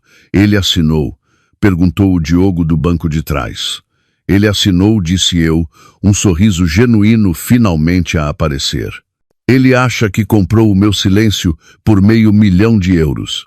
Ele acabou de assinar a renúncia a toda a sua vida. O Diogo serviu-me um copo de água com gás. A arquiteta.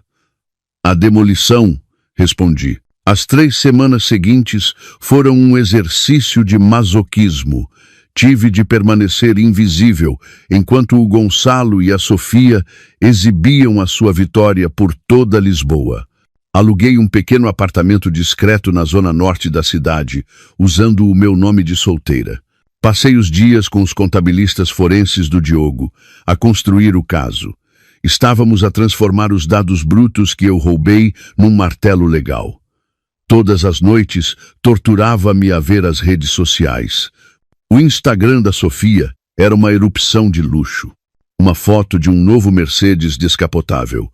O meu futuro maridinho a mimar-me. Felicidade, novos começos. Uma foto da minha sala de jantar, redecorada com um papel de parede dourado de mau gosto, fora com um velho viva o glamour.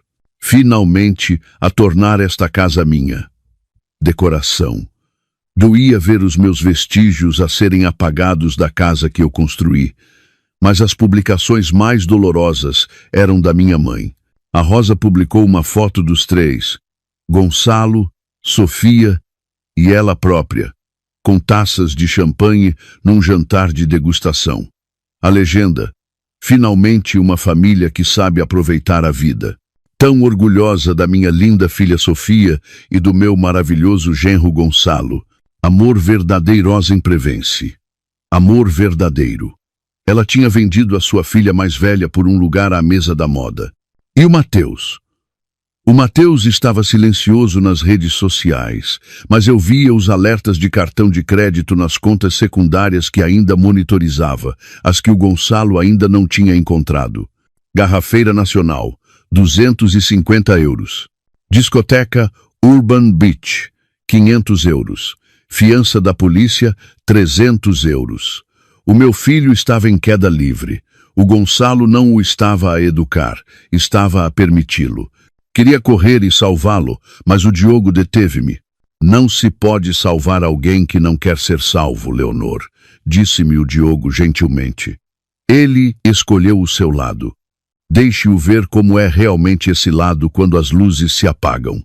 Eu sabia que ele tinha razão, mas era como cortar um membro meu. Entretanto, a empresa apodrecia por dentro. Os meus espiões, a Suzana da contabilidade e o Ricardo da gestão de projetos, reportavam-me diariamente. O Gonçalo não tem estado no escritório depois das 14 horas há semanas, escreveu a Suzana. Ele deixou a Sofia planear o rebranding da empresa. Ela quer mudar o logótipo para rosa e dourado, Leonor, para uma empresa de imobiliário comercial. Os empreiteiros estão a ameaçar abandonar a obra da Expo, reportou o Ricardo. O Gonçalo disse que o cheque está a caminho. Não está. Ele usou o dinheiro da construção para pagar o local do casamento. Deixem arder, disse Liseu. Apenas documentem tudo. Guardem o e-mail onde ele vos diz para atrasarem os pagamentos. O casamento seria no Hits Four Seasons, no grande salão de festas. Era o local mais caro da cidade. A Sofia convidou 300 pessoas, investidores, políticos, celebridades locais. Eles queriam cimentar o seu estatuto como o novo casal poderoso de Lisboa. Precisavam de uma audiência. Ótimo, pensei, a olhar para o convite que a Suzana me arranjou. Querem um espetáculo? Vou dar-lhes um. 2 dias antes do casamento, recebi a minha última carta na manga. Veio de uma fonte inesperada. O meu telemóvel tocou. Número desconhecido. Olá? Leonor? É o Vitor. Vitor, o ex-marido da Sofia, o mecânico, aquele que ela deixou sem um tostão. Vitor, disse eu, surpreendida. Como estás? Eu. Estou bem. Ouve, eu soube o que aconteceu, o que eles te fizeram. É nojento. Eu tenho uma coisa, disse o Vitor baixando a voz. Quando a Sofia me deixou, ela deixou uma caixa de papéis na garagem. Ia queimá-los, mas ontem à noite dei uma vista de olhos. Leonor, ela tinha cartões de crédito em teu nome, de há 3 anos. Ela abriu-os quando estava a viver contigo. Estava a interceptar a correspondência. Esgotou os limites e depois escondeu os extratos. Mas eu encontrei as cartas das agências de cobrança e encontrei uma carta do Gonçalo. Do Gonçalo? Sim, ele pagou um dos cartões. A carta dizia: este eu cobri, mas tens de ter mais cuidado. Se a Leonor vir isto no seu relatório de crédito, estamos ambos tramados. Limita-te ao plano. Mais 2 anos e ficamos com tudo. 2 anos. O cronograma encaixava perfeitamente. O Gonçalo tinha conspirado com a minha irmã para roubar a minha identidade e o meu dinheiro enquanto eu a alimentava e lhe dava um emprego. Vitor, disse eu, com a voz a falhar, podes trazer-me essa caixa? Já estou a caminho, disse ele. Quando o Vitor me entregou a caixa, senti o último ferrolho a encaixar-se. Não era apenas fraude, era uma conspiração predatória, calculada e maliciosa. Olhei para a carta manuscrita do Gonçalo. Mais 2 anos e ficamos com tudo. Guardei a carta no meu cofre. Obrigada, Vitor, disse eu. Dá-lhes o que merecem, Leonor, disse ele com um sorriso sombrio. Oh, eu tenciono, respondi. Tenciono dar-lhes o inferno. No dia anterior ao casamento, fiz algo perigoso. Fui ver o Mateus. Sabia que não devia. O Diogo desaconselhou-o. Mas eu era mãe primeiro, ex-mulher vingativa em segundo. Precisava de lhe dar uma última oportunidade para abandonar o navio que se afundava. Esperei do lado de fora da sua nova penthouse, a que o Gonçalo comprou com os fundos da empresa. Às 11 da manhã, o Mateus saiu a cambalear, com ar de ressaca, a usar óculos de sol de marca e uma sweatshirt que custava mais do que o meu primeiro carro. Mateus, chamei. Quando ele me viu, o seu rosto endureceu. Mãe, o que estás aqui a fazer? Estás a perseguir-me agora? Não te estou a perseguir, estou a tentar salvar-te. Eu não preciso de ser salvo, cuspiu ele, dirigindo-se ao seu Porsche. Estou ótimo. O pai acabou de me pôr a cargo do portfólio da Zona Sul. Mateus, ouve-me, disse eu, bloqueando-lhe o caminho. O teu pai está a mentir-te. A empresa está falida. Ele está a roubar dinheiro para pagar este estilo de vida. Ele está a usar-te como escudo. Quando as finanças vierem, e eles virão, o teu nome estará nos documentos. O Mateus riu-se. Era um som oco e frágil. Estás só com inveja. Estás com inveja porque o pai está a ganhar e tu não és ninguém. Estás a viver num buraco qualquer. Não estás? Sim, o pai contou-me. Estou a viver na realidade, disse eu, a minha voz urgente. Mateus, por favor, não vás ao casamento amanhã. Diz apenas que estás doente. Vai para a casa de um amigo. Simplesmente não estejas lá ao lado dele quando acontecer. Quando o que acontecer? Desafiou ele. Vais estragar tudo? Vais fazer uma cena? Meu Deus, és tão patética, mãe. O pai disse que ias tentar estragar as coisas. Ele chamou-me patética. Senti uma onda de raiva, mas engolia. Mateus, olha para mim. Eu criei-te. Eu conheço-te.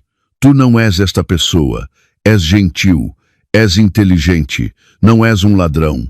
Eu não sou um ladrão, gritou ele, o rosto a corar. Sou um homem de negócios como o pai. O pai é um criminoso, gritei de volta. E a Sofia é uma parasita. E se ficares com eles, vais afundar-te com eles.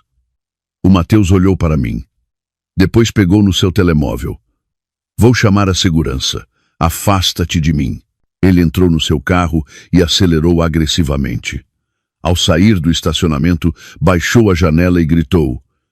Não venhas amanhã, mãe. Ninguém te quer lá. Tu és o passado.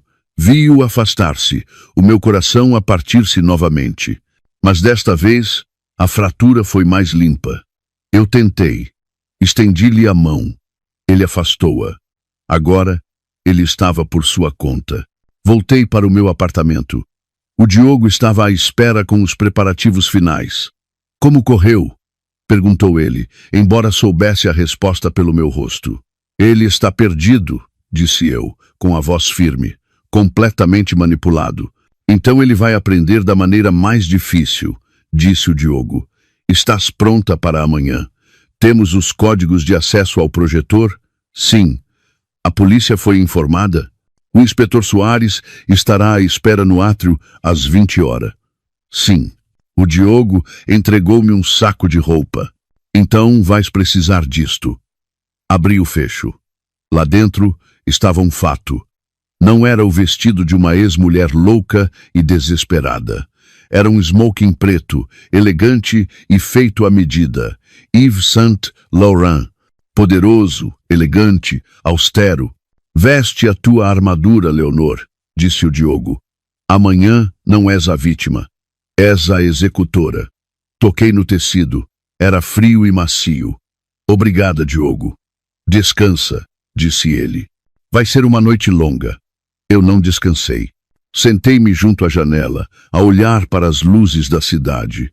Pensei no Gonçalo e na Sofia, provavelmente a ensaiar os seus votos naquele momento, provavelmente a rir sobre como se safaram de tudo. Mais 2 anos e ficamos com tudo. Eles não teriam 2 anos. Não teriam sequer 2 dias. Amanhã, os novos senhor e Sawyer Correia teriam uma recepção muito diferente. A manhã do casamento estava cinzenta e nublada. Um dia perfeito em Lisboa para um funeral. Passei a manhã a rever a apresentação. Tínhamos cronometrado tudo na perfeição. Começaria logo após a montagem de vídeo da sua história de amor, que a Sofia tinha encomendado por uma fortuna. Às 18 horas, os convidados começaram a chegar ao Hits Four Seasons. Eu assistia a uma transmissão de câmara ao vivo que o Diogo tinha instalado no salão de festas. Ele tinha uma participação no hotel, por isso o acesso foi fácil. Tudo era nauseantemente opulento. O salão estava coberto de cristal e rosas cor-de-rosa, milhares delas. Havia uma escultura de gelo do Gonçalo e da Sofia entrelaçados. Vi a minha mãe Rosa a cumprimentar os convidados. Usava um vestido cor de champanhe, demasiado jovem para ela. Ela brilhava como se tivesse ganhado a lotaria. Não é maravilhoso? Ouvia dizer a uma prima confusa, eles são almas gêmeas. A Leonor. Oh, a pobre Leonor não conseguiu lidar com o sucesso do Gonçalo. Tirou umas férias. Viu Gonçalo. Parecia nervoso, mas triunfante. Apertava mãos, dava palmadas nas costas, a desempenhar o papel de rei benevolente. E a Sofia? Ela entrou num vestido Vera Wang feito à medida, coberto de diamantes. Diamantes pagos pela minha empresa. Ela estava deslumbrante, tinha de admitir. Deslumbrante e podre por dentro. A cerimônia começou. Ouvi-os a trocar os votos. Prometo ser o teu parceiro em tudo, disse o Gonçalo, a olhar profundamente nos olhos da Sofia. Prometo apoiar os teus sonhos e passar a minha vida a fazer-te feliz. Prometo, arrulhou a Sofia. Eu estava sentada no quarto de hotel no andar de cima, a beber um café preto. Mentiras, sussurrei. Cada palavra, uma mentira. Estamos prontos? Perguntou o Diogo, a verificar o relógio. Sinal ao vivo, confirmou um técnico. Assim que der a ordem, interceptamos a transmissão. Ainda não, disse eu. Espera pelos brindes. Espera até que todos estejam sentados e a olhar para os ecrãs. A recepção começou. O champanhe fluía. O Gonçalo levantou-se para fazer um discurso. Quero agradecer a todos por estarem aqui, bradou ele, a segurar a mão da Sofia. Foi uma longa jornada para encontrar a verdadeira felicidade. Às vezes, temos de tomar decisões difíceis para encontrar o nosso verdadeiro destino. A multidão aplaudiu educadamente, embora eu visse alguns olhares desconfortáveis. Toda a gente sabia do escândalo. Simplesmente não se importavam, desde que o bar estivesse aberto e as bebidas fossem de primeira.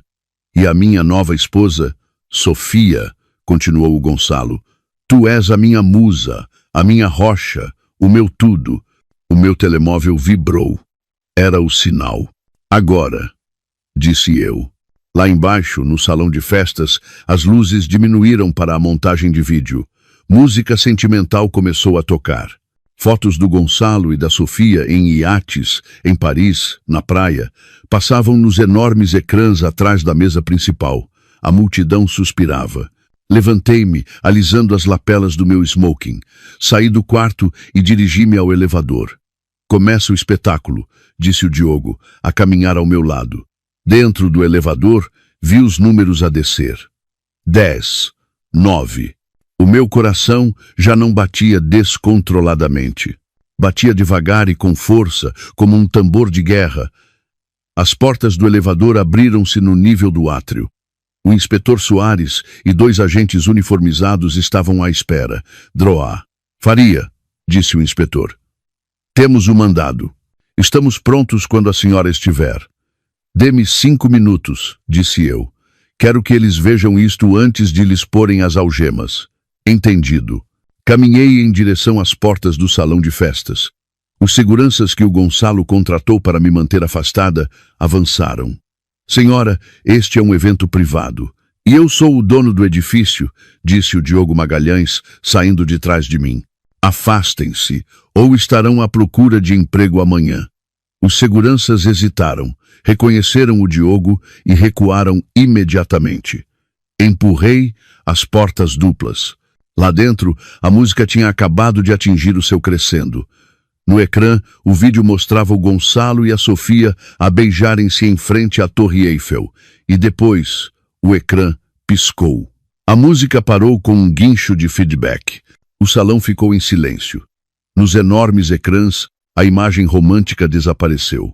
No seu lugar, apareceu uma folha de cálculo austera, números a vermelho, e depois um documento, um extrato de cartão de crédito, nome, Sofia Faria, morada, Rua Augusta, Lisboa, compra, anel de diamantes, Tiffany, Co, 15.000 euros, pago com, conta empresarial, Correia Capital. Um murmúrio percorreu a multidão. O que é isto? Gritou a Sofia. Gonçalo, faz alguma coisa, desliga isso. Desliguem isso, gritou o Gonçalo para a cabine de som. Mas o técnico na cabine era nosso. Ele não desligou, aumentou o volume. E então, a minha voz, pré-gravada, ecoou pelos altifalantes. Olá, Gonçalo. Olá, Sofia. Queriam uma reunião de família. Queriam que todos testemunhassem a vossa união. Bem, então vamos mostrar-lhes em que é que esta união se baseia realmente. Todas as cabeças viraram-se abruptamente, não para o ecrã, mas para o fundo da sala. O silêncio no grande salão de festas era absoluto. 300 pares de olhos viraram-se nas suas cadeiras para me olharem. Eu caminhava pelo corredor central, os meus saltos a baterem um ritmo constante no chão de mármore. O smoking preto fazia-me parecer uma sombra contra um mar de flores cor-de-rosa. O Gonçalo estava paralisado na mesa principal, o seu rosto sem cor. A Sofia segurava um guardanapo contra o peito, a boca aberta. A minha mãe, Rosa, parecia que ia ter um AVC. Leonor, sussurrou o Gonçalo. O microfone captou a sua voz trêmula. O que estás a fazer? Não parei até chegar ao centro da pista de dança, diretamente em frente à mesa principal.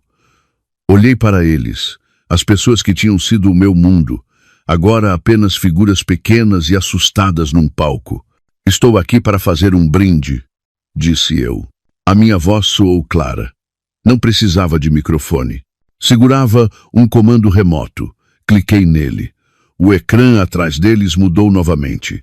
Desta vez, era a troca de e-mails entre o Gonçalo e o detetive particular. Gonçalo, procurem mais. Ou inventem alguma coisa. Não me posso dar ao luxo de lhe dar metade. A multidão ofegou. Vi investidores. Homens que o Gonçalo respeitava. Homens de quem ele precisava. A inclinarem-se e a sussurrarem furiosamente. Desliguem isso, gritou o Gonçalo, correndo em direção à cabine do DJ. Seguranças, tirem-na daqui. Sente-se, Gonçalo, bradou a voz do Diogo Magalhães da entrada. A menos que queira adicionar agressão à sua lista de crimes. O Gonçalo congelou. Ele viu o Diogo, viu a polícia à espera nas sombras junto à saída. Isto é falso, guinchou a Sofia, as lágrimas a escorrerem pelo seu rosto perfeitamente maquilhado. Ela está com inveja. Ela hackeou o sistema. Ela é louca. Cliquei no comando novamente. Um novo documento apareceu. O pedido de empréstimo fraudulento para o projeto do Parque das Nações, aquele com a minha assinatura grosseiramente colada. Falsificar documentos é loucura, Sofia. Perguntei calmamente. Fraude bancária é loucura? Porque isso dá anos numa prisão de alta segurança. E adivinha de quem é a assinatura em todas as empresas de fachada que recebem os fundos roubados? Cliquei novamente. Orion Holdings Group. Proprietária.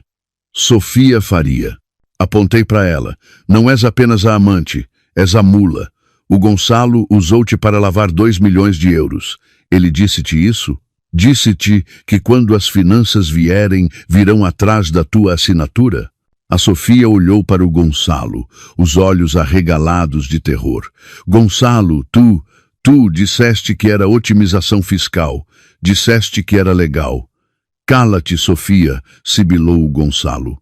Oh, não o parem, disse eu, com um sorriso frio. Deixem-no explicar. Deixem-no explicar à nossa mãe como ele realmente lhe chama. Clique. Um e-mail apareceu. Assunto: a velha. Gonçalo. Basta passar outro cheque à Rosa do Fundo. A velha é gananciosa. Enquanto pagarmos o apartamento dela, ela manterá a Leonor no escuro. Ela venderia a própria filha por um orçamento de renovação. A Rosa emitiu um som que era meio soluço, meio engasgo. Levantou-se, as mãos a tremer tanto que derrubou a sua taça de champanhe. Gonçalo, tu chamaste-me isso depois de tudo o que fiz por ti.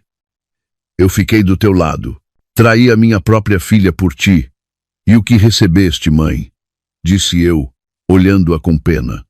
Um lugar num casamento que está prestes a tornar-se uma cena de crime. O Gonçalo olhou em volta da sala, os olhos desvairados. Ele via o seu império a desmoronar-se em tempo real. Via os investidores a saírem, via os empregados de mesa parados a olharem, via o fim. Tu assinaste o acordo, gritou ele desesperado. Tu assinaste, renunciaste a tudo, não podes tocar na empresa. Secção 14, disse eu simplesmente. A pílula de veneno. Se cometeste um crime, o acordo é nulo, e tudo, a casa, a empresa, os ativos, volta para mim. Os joelhos do Gonçalo cederam, ele desabou de volta na sua cadeira. E o Mateus, disse eu.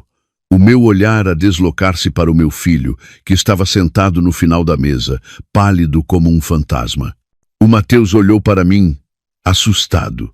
Olhou para o ecrã, que agora exibia as suas próprias mensagens de texto. Vice-presidente? A sério? Ok, estou dentro. Queria ser um homem de negócios, Mateus? Disse eu baixinho. Bem, aqui está a tua primeira lição. Verifica os teus parceiros com cuidado. Cliquei no comando uma última vez. Um vídeo começou a rolar.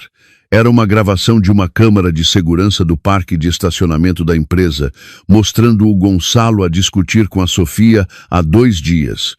Gonçalo no vídeo. Assim que tivermos o dinheiro do Magalhães, livramo-nos do miúdo. O Mateus é peso morto. Deixamo-lo com as dívidas fiscais e fugimos para o Mônaco. Ele é demasiado estúpido para perceber. O salão ficou em silêncio. O Mateus levantou-se lentamente, olhou para o seu pai. A adoração nos seus olhos desaparecida, substituída por uma compreensão esmagadora. Pai, sussurrou Mateus. Ias abandonar-me? O Gonçalo gaguejou. Mateus, não, eu só. Estava estressado. Isso está fora de contexto. Tu chamaste-me estúpido, disse o Mateus, a voz a quebrar-se. Disseste que eu era peso morto. Mateus, senta-te, ordenou o Gonçalo, tentando recuperar o controlo. Não a ouças. O Mateus não se sentou. Pegou na sua taça de champanhe e atirou o conteúdo à cara do Gonçalo. Eu odeio-te, gritou o Mateus. Eu odeio-te. O caos instalou-se. A Rosa estava a soluçar. A Sofia estava histérica. O Gonçalo limpou o champanhe do rosto, parecendo um rato molhado. Baixei o comando. A apresentação tinha acabado. Acenei com a cabeça para o inspetor Soares. A polícia entrou no salão. Os convidados abriram caminho como o Mar Vermelho. Gonçalo Correia anunciou o inspetor. Está detido por suspeita de fraude bancária, desfalque e falsificação de documentos. Sofia Faria está detida por suspeita de conspiração e lavagem de dinheiro. Não! Guinchou a Sofia quando um agente lhe agarrou o pulso. Eu não sabia. Sou apenas a noiva dele. Ele obrigou-me. Diga isso ao juiz, disse o agente, a colocar-lhe as algemas. O Gonçalo não gritou. Ele apenas olhou para mim. Enquanto lhe punham as algemas, o seu olhar encontrou o meu. Tu destruíste tudo, cuspiu ele. És uma bruxa maliciosa e vingativa. Aproximei-me dele. Fiquei tão perto que conseguia cheirar o seu medo. Eu não destruí nada, Gonçalo, disse eu, a minha voz tão calma como um lago gelado. Eu apenas acendi as luzes. Tu és apenas a barata que foi apanhada. Levaram-nos. Os convidados do casamento ficaram em silêncio atordoado. O único som era o choro da Rosa. Olhei para a mesa principal uma última vez. O bolo estava intacto. As flores eram perfeitas. A ilusão estava destruída. Virei-me para o Diogo Magalhães. Acho que terminei por aqui. Brilhante, disse o Diogo, oferecendo-me o braço. Absolutamente brilhante. Ao sairmos, não olhei para trás, para minha mãe a chorar ou para o meu filho devastado. Ainda não. Eles tinham feito as suas camas. Esta noite, teriam de se deitar nelas. Os dias após o casamento foram um circo mediático. O jornal Expresso publicou a história na primeira página. Amor e cilada. Magnata do imobiliário detido no altar. Não dei entrevistas. Deixei que as provas falassem por si. Voltei para minha casa 3 dias depois. A polícia tinha removido o selo. Foi estranho voltar a entrar nos quartos que eu tinha projetado. As coisas da Sofia estavam por todo o lado. Roupas de mau gosto, revistas baratas, garrafas de vinho meio vazias. Contratei uma empresa de limpeza. Deitem tudo fora, disse Liseu, tudo o que não for meu. Queimem os lençóis, substituam os colchões. Queria apagar o ADN dela da minha vida. Ao Gonçalo foi negada a fiança. O juiz considerou-o um risco de fuga, graças ao plano gravado em vídeo para o Mônaco. Ele sentou-se na prisão de Caxias, trocando os seus fatos italianos por um uniforme de prisão. A Sofia saiu sob fiança paga pela minha mãe, que vendeu as suas poupanças de reforma para libertar a sua menina. Mas a Sofia não estava livre. Enfrentava 5 a 10 anos de prisão. O seu rosto estava por toda a internet como a caça-fortunas que vai para a prisão. Uma semana depois, a minha mãe veio ver-me. Parecia 10 anos mais velha. O seu cabelo estava desgrenhado, os olhos vermelhos. Ela ficou no meu alpendre, a tremer. Leonor. A sua voz tremeu. Rosa, disse eu, a bloquear a porta. Não me chames, mãe. Posso entrar. Está frio. Podes dizer o que tens a dizer daí. Ela estremeceu. Leonor, por favor, ser razoável. A Sofia está aterrorizada. Ela é apenas uma rapariga. Ela não sabia o que estava a fazer. O Gonçalo manipulou-a. A Sofia tem 40 anos, disse eu friamente. Ela sabia que estava a dormir com o meu marido. Sabia que estava a gastar o meu dinheiro. Ela assinou os papéis. Ela é tua irmã, lamentou a Rosa. A sua dor a transformar-se no veneno familiar. Não podes deixá-la ir para a prisão. Tens de retirar as queixas. Diz ao procurador que foi um mal-entendido. Não foi um mal-entendido, foi um crime. Se fizeres isto, sussurrou a Rosa, não és minha filha, estás a destruir esta família. Rime, foi uma gargalhada leve, libertadora. Rosa, tu destruíste esta família há 20 anos, quando decidiste que a Sofia era a princesa e eu era a criada. Não vieste aqui para pedir desculpa. Vieste aqui para me pedir para consertar as coisas mais uma vez. Queres que eu seja o bode expiatório uma última vez, para que a Sofia se ceife? Ela é frágil. Ela é uma criminosa. E tu és cúmplice. Eu vi os cheques que o Gonçalo te passou. Serviços de consultoria. Aceitaste dinheiro para os ajudar a manipular-me. A Rosa empalideceu. Não vou apresentar queixa contra ti, Rosa, disse eu. Não porque te ame, mas porque não quero a vergonha de ver a foto da minha mãe nos jornais. Mas para mim, estás morta. Não me ligues, não venhas aqui. Se precisares de dinheiro, pede a Sofia. Fiz uma pausa. Ah, espera. Ela está falida. Fechei-lhe a porta na cara. Vi na câmara de segurança enquanto ela ficava ali, a bater na porta, a gritar o meu nome. Depois, os seus ombros caíram.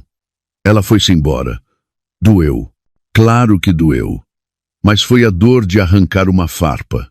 Aguda e depois alívio. Depois havia o Mateus. Ele não ligou, não veio. Eu sabia que ele estava a dormir no sofá de um amigo porque as autoridades tinham confiscado a penthouse e o Porsche. Esperei. Sabia que ele tinha de vir ter comigo por sua própria vontade. 2 semanas depois, ele apareceu no meu escritório. Tinha um ar terrível. Tinha perdido peso. Usava calças de ganga velhas e uma t-shirt, sem óculos de sol, sem arrogância. Mãe, perguntou ele da porta. Olhei para cima da minha secretária. Olá, Mateus. Ele entrou e sentou-se na cadeira em frente a mim. Olhou para as suas mãos. Desculpa, sussurrou ele. Fui um idiota. Ele fez-me sentir importante. Disse-me que era melhor do que a universidade. Disse-me que tu me estavas a reprimir. E tu acreditaste nele porque era mais fácil do que trabalhar. Disse eu, suavemente, mas com firmeza. Sim, admitiu ele, as lágrimas a caírem nas suas calças de ganga. Eu vi o vídeo. Ele chamou-me peso morto. Ia abandonar-me. Não tenho nada, mãe. Ele enxugou os olhos. Levaram o carro. Não tenho dinheiro. Preciso de ajuda. Olhei para o meu filho. Queria abraçá-lo. Queria passar-lhe um cheque e resolver tudo. Mas eu era a arquiteta agora, e não se constrói uma estrutura forte sobre fundações rachadas. Eu amo-te, Mateus, disse eu, mas não te vou dar dinheiro. Ele olhou para cima, chocado. Mas onde vou viver? Não sei. Vais ter de descobrir isso. Mãe, por favor. Aqui está o acordo, disse eu, empurrando 2 folhas de papel pela secretária. Isto é um pedido de empréstimo para estudantes. E isto é uma candidatura de emprego para a sala de correspondência do Grupo Fênix. Salário mínimo. Vais começar por baixo. Terminas o teu curso à noite. A sala de correspondência, perguntou ele. Incrédulo. É pegar ou largar. Se queres ser um homem, Mateus, tens de o merecer.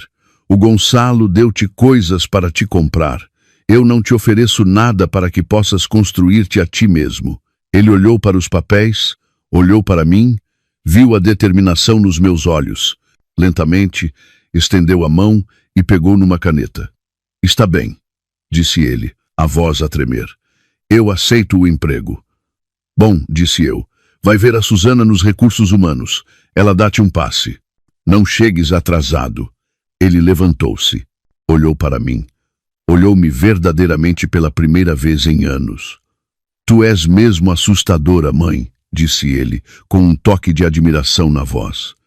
Eu sei, sorri eu. Agora, vai trabalhar.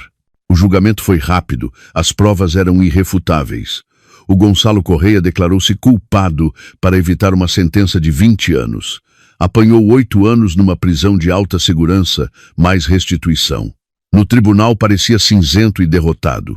Nunca olhou para mim. A Sofia fez um acordo. 3 anos numa prisão de baixa segurança por fraude. Ela soluçou quando o martelo do juiz bateu, a olhar para a Rosa na galeria a gritar, «Mãe, faz alguma coisa!» Mas a Rosa não podia fazer nada. A Rosa estava a viver num estúdio, a sobreviver com a sua pensão, tendo perdido o seu subsídio e o seu orgulho. Eu sentei-me na fila de trás, no meu fato preto. Vi a justiça ser feita. Não senti alegria, senti paz. O equilíbrio tinha sido finalmente restaurado. Epílogo. 1 ano depois. Estava no meu escritório no 40º andar, com vista para a cidade. O letreiro Grupo Fênix, na parede atrás de mim, era de prata e azul elegantes, sem um vestígio de rosa. A empresa estava a prosperar. Tínhamos acabado de fechar o negócio do Parque das Nações com o Diogo Magalhães. Seria um empreendimento de uso misto, com apartamentos de luxo, mas também com habitação a preços acessíveis e um centro comunitário. O meu telemóvel vibrou. Uma mensagem do Mateus. Olá, mãe. Acabei de sair do exame de economia. Acho que tive um 20. A propósito, a equipa da sala de correspondência aumentou a eficiência de triagem em 15% esta semana. Tenho direito a um aumento? Sorri. Não abuses da sorte, mas o jantar é por minha conta hoje às 19 horas. O Mateus estava a trabalhar arduamente. Estava cansado, sem dinheiro e humilde, e eu nunca estive mais orgulhosa dele. Estava a tornar-se o homem que eu sabia que ele podia ser, não a caricatura que o seu pai tentou moldar. Bateram à minha porta. Entre. O Diogo Magalhães entrou com uma garrafa de champanhe. Feliz aniversário, disse ele. O dia em que incendiaste o circo. Parece uma vida inteira, disse eu, aceitando um copo. Sabes, disse o Diogo, encostado à minha secretária, o Gonçalo enviou-me uma carta da prisão. Ele quer saber se eu compraria as suas participações nas antigas empresas de fachada. Precisa de dinheiro para cigarros. O que lhe respondeste? Eu disse-lhe, só faço negócios com o CEO. E a CEO está ocupada a construir um império. Brindamos. Olhei para o horizonte da cidade. Tinha perdido um marido, tinha perdido uma irmã, tinha perdido uma mãe. Mas encontrei-me a mim mesma. Já não era o bode expiatório. Já não era a que resolvia os problemas. Já não era a esposa invisível. Eu era a Leonor Faria, a arquiteta. E a minha vida era finalmente, verdadeiramente minha. Obrigado por ouvirem a minha história. Não foi fácil reviver isto, mas se a minha jornada ajudar pelo menos uma pessoa a enfrentar as pessoas tóxicas na sua vida, então valeu a pena. Família nem sempre é sangue. Família são as pessoas que te respeitam, que te valorizam e que te apoiam quando a tempestade chega. Se te estás a agarrar a alguém só porque é família, mas essa pessoa te magoa, deixa-a ir. És forte o suficiente para construir algo novo. Se gostaram desta história e querem ver mais justiça a ser feita, por favor, cliquem no botão Gosto. Ajuda mesmo o canal a crescer. E subscrevam para não perderem a próxima história.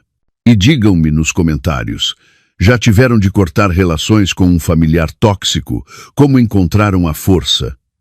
Eu leio todos os comentários e adoraria ouvir a vossa história. Até a próxima. Mantenham-se fortes, mantenham-se sábios e nunca deixem ninguém tirar-vos as chaves do vosso castelo. Estou tão feliz por estarem aqui e por ter podido partilhar a minha história convosco. Se gostaram, mostrem-me dando um gosto ao vídeo e subscrevendo o meu canal. Vamos ver quantos de nós existem. Escrevam nos comentários de que cidade estão a assistir e que horas são. Tenho tanta curiosidade em saber de onde são todas vocês, pessoas maravilhosas. Se quiserem apoiar-me um pouco mais, também podem enviar uma pequena doação. Partilho novas histórias da vida para vocês todos os dias. E agora, 2 das minhas histórias mais populares vão aparecer no ecrã para que possam escolher o que ver a seguir.